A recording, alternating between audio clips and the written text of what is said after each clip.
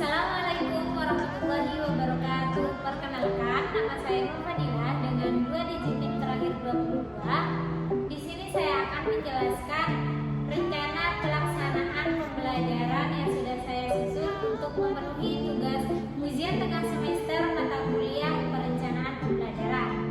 Adapun pemetaan materi yang saya dapatkan adalah kesetimbangan beda.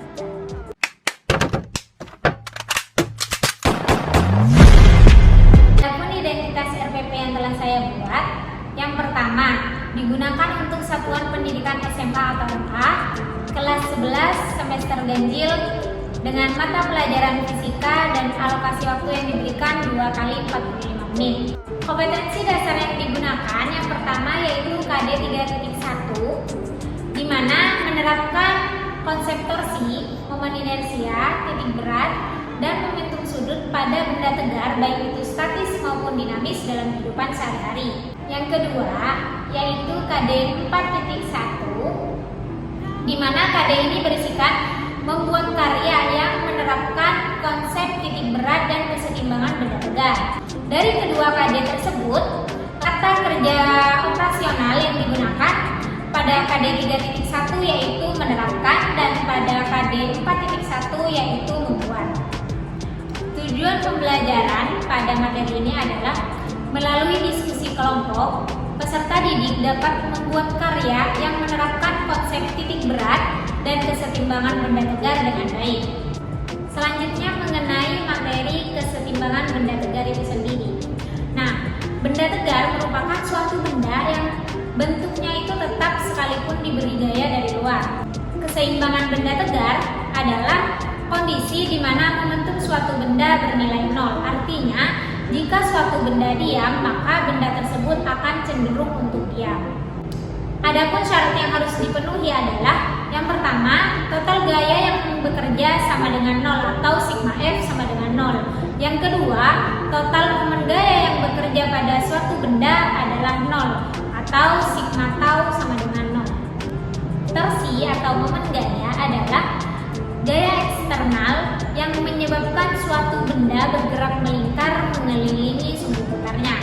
Adapun persamaan dari torsi itu sendiri, tau sama dengan F kali R, dengan tau sama dengan torsi satuan Newton per meter, F sama dengan gaya dengan satuan Newton, dan R sama dengan lengan momen dengan satuan meter.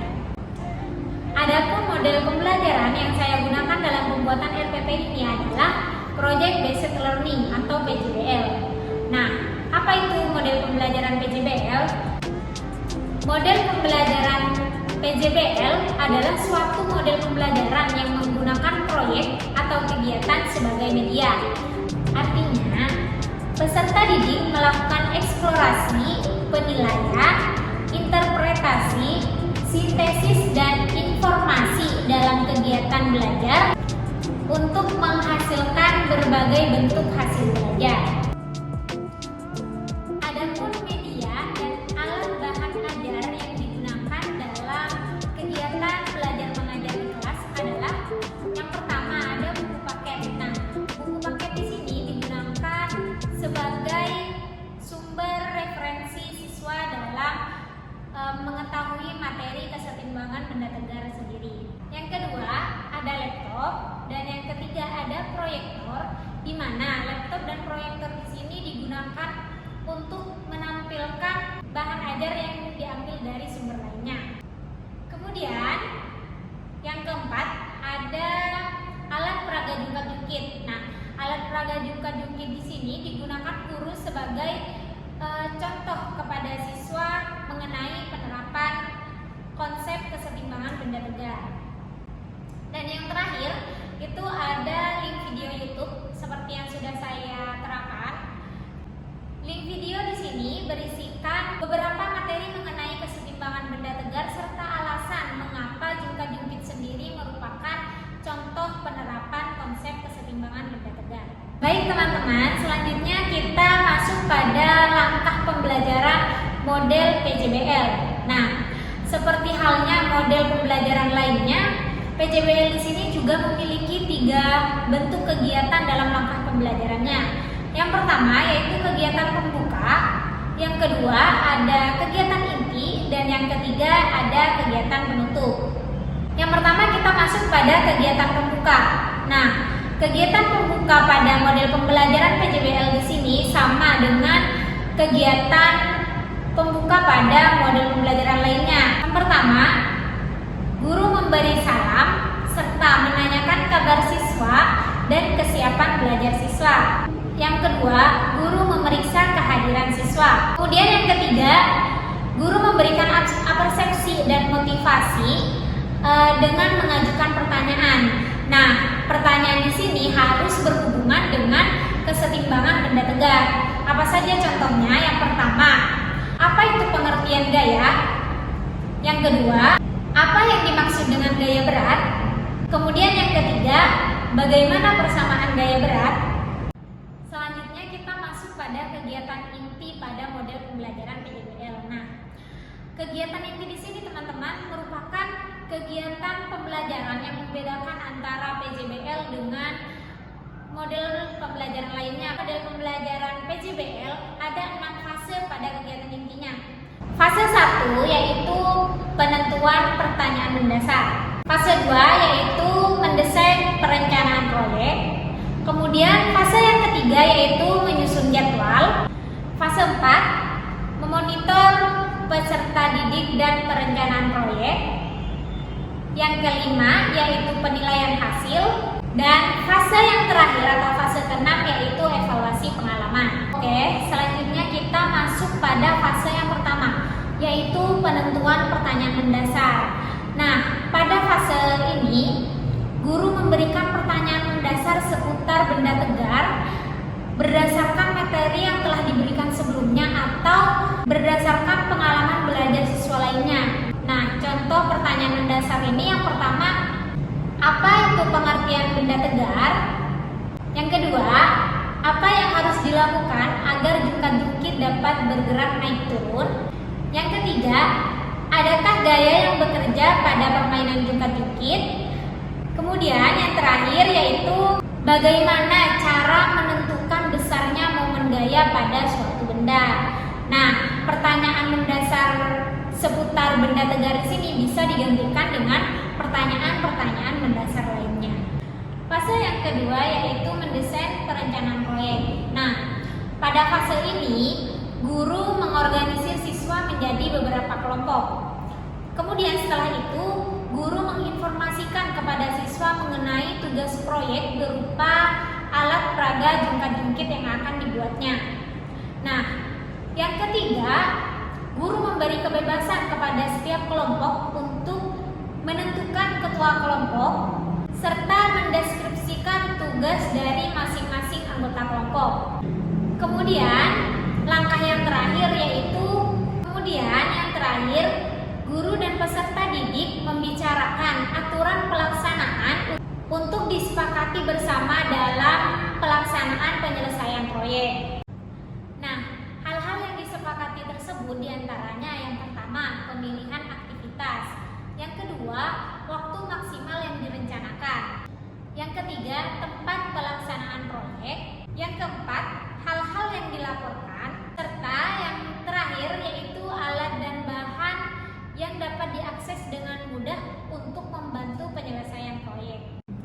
Fase yang ketiga yaitu menyusun jadwal. Nah, pada fase ini, guru memfasilitasi peserta didik atau siswa untuk membuat jadwal aktivitas yang mengacu pada waktu maksimal yang telah ditentukan. Yang kedua, guru memfasilitasi peserta didik untuk menyusun kegiatan alternatif jika terdapat subkegiatan yang molor pada waktu yang telah ditentukan. Kemudian, guru meminta siswa untuk menuliskan alasan dari pilihan yang telah dipilih. Dan yang terakhir, guru memberikan keputusan terhadap waktu yang telah diajukan oleh peserta didik. Selanjutnya, kita masuk pada fase yang keempat, yaitu memonitor peserta didik dan kemajuan proyek. Nah, pada fase ini teman-teman, guru memonitoring setiap kegiatan atau aktivitas peserta didik selama menyelesaikan proyek di luar waktu pembelajaran. Yang kedua, peserta didik diminta untuk menyampaikan permasalahan serta perkembangan pembuatan atau pelaksanaan proyek sederhana mengenai torsi atau momen gaya. Terakhir, guru memberikan tanggapan serta saran untuk membantu menyelesaikan kegiatan proyek peserta didik berdasarkan hasil monitoring aktivitas di luar kelas. Fase yang kelima yaitu penilaian hasil. Pada fase ini, siswa diminta untuk mengumpulkan produk akhir yang telah dirancangnya selama 2 minggu. Kemudian, setelah mengumpulkan produknya, siswa mempresentasikan hasil produk akhir di depan kelas dengan bantuan PowerPoint, serta menyampaikan beberapa hal terkait produk yang telah dirancangnya, salah satunya mengenai desain, kesulitan perancangan, serta keberfungsian produk akhir. Selanjutnya, setelah melakukan presentasi, siswa menjawab pertanyaan yang telah diberikan oleh guru serta rekan peserta didik lainnya mengenai hasil yang telah dipresentasikan. Kemudian, guru memberikan masukan terhadap produk akhir yang telah dirancang siswa serta presentasi dari tiap-tiap kelompok. Fase terakhir dari kegiatan inti PJBL di sini adalah evaluasi pengalaman. Nah, pada fase ini, guru memberikan penilaian terhadap seluruh aktivitas yang telah dilakukan oleh siswa dengan mengacu pada rubrik penilaian. Kemudian, setelah itu, setiap kelompok melakukan refleksi terhadap seluruh kegiatan dan hasil proyek yang telah dilakukan. Kemudian yang terakhir, setiap kelompok mengemas hasil produknya untuk difoto dan video, kemudian disimpan di sekolah. Kegiatan terakhir dari langkah pembelajaran PJBL adalah kegiatan penutup. Sama halnya dengan kegiatan penutup pada model pembelajaran lainnya, kegiatan penutup pada model pembelajaran PJBL ini tidak jauh berbeda. Nah, pada kegiatan penutup ini, guru memberikan kesimpulan terhadap materi yang telah diberikan. Kemudian, guru mempersilahkan siswa bertanya jika terdapat materi yang kurang dipahami, kemudian menjawabnya jika ada. Kemudian, yang terakhir, guru memberikan apresiasi terhadap setiap kelompok, lalu menutup pembelajaran dengan doa dan salam. Selanjutnya, di sini saya akan menjelaskan penilaian hasil. Nah, penilaian hasil di sini saya sesuaikan dengan kompetensi dasar serta tujuan pembelajaran yang telah ditentukan. Nah, pada penilaian hasil di sini ada beberapa poin yang menjadi aspek penilaian terhadap peserta didik. Yang pertama, pada tahapan perencanaan. Nah, pada tahapan perencanaan di sini ada 4 poin yang menjadi aspek penilaiannya. Yang pertama yaitu merumuskan judul proyek. Yang kedua yaitu menentukan tujuan. Artinya tujuan di sini tujuan dibentuknya proyek tersebut. Nah, yang ketiga yaitu membuat rencana atau jadwal pelaksanaan, dan yang keempat menentukan alat dan bahan yang akan digunakan. Aspek penilaian yang kedua yaitu pada tahapan pelaksanaan. Nah, pada tahapan pelaksanaan di sini ada 2 hal yang menjadi poin penilaiannya. Yang pertama yaitu langkah pembuatan produk. Kemudian yang kedua yaitu memonitor atau mengamati secara periodik terhadap produk yang dibuat. Penilaian hasil yang ketiga yaitu produk. Nah, dari produk yang telah dirancang selama 2 minggu, kemudian nantinya akan ada aspek-aspek penilaian tertentu. Nah, poin penilaiannya yang pertama, kesesuaian produk dengan materi. Kemudian yang kedua, produk memiliki nilai ekonomis. Kemudian yang ketiga, produk yang dihasilkan disusun secara kolaboratif. Kemudian yang terakhir, produk bersifat inovatif. Kemudian penilaian hasil belajar yang keempat yaitu presentasi. Nah, pada kegiatan presentasi, poin-poin penilaiannya yang pertama yaitu kesesuaian bahasa dengan EYD. Kemudian yang kedua, kemampuan menjelaskan